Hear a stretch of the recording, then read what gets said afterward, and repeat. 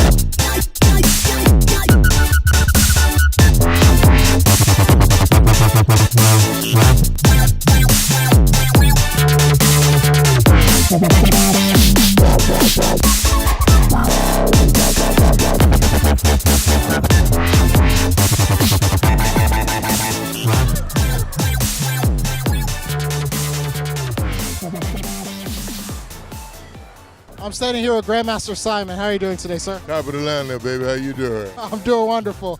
Now, you're here to support your son in a way, Master Chambers. Correct, yes. He's been holding this tournament, I think, 15 plus years. It's right after he became a black belt under me, and a few years later, maybe a year later, he started, moved to Houston and opened up his school there. Do you remember what that day was like, the day he became a black belt under you? Yeah, he was happy. And I think he fought me and everything, and it was really neat and everything. I said I'm not going to hurt him, but it was beautiful. And the students were really good. He had another class in Silsbee at the time, and he brought his students over, and they also test along with him. And you can't beat the fella. He's top of the line, man. He went with me. He didn't go with me, but he came to D.C. this week and for my great grandmaster June Reed's funeral, and he took care of me like I couldn't handle myself. It was beautiful, you know. And his attitude is top of the line attitude, and he's always there for me, and he's always there for his students, and it's a love that you won't ever forget. Right, I've known Mr. Chambers for, I think, 15 years, and one thing I admire is you learn more from his character just from hearing, more than just hearing him speak. You learn manners and everything just from observing him. He leads by example. Discipline is the name of the game, and he has that. He got it before with others. He set it under, and then he came to my class. It might have been a little harder because I'm a very strict disciplinarian, and I'm old school. We've all heard the stories. Speaking of which, now, another thing I know Mr. Chambers for is his backhand, his back fist. Every tournament, it makes its appearance on somebody's head.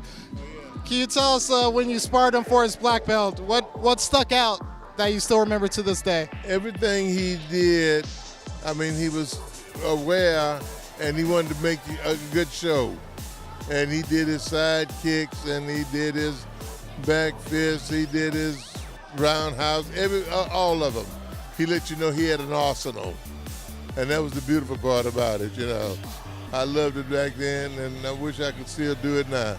And you still have a school in Texas. Where is it, sir? Beaumont, Texas, where I'm from, at First United Methodist Church. I train my black belts and adults. I don't do children anymore, but if they come in like with DE, I work with them.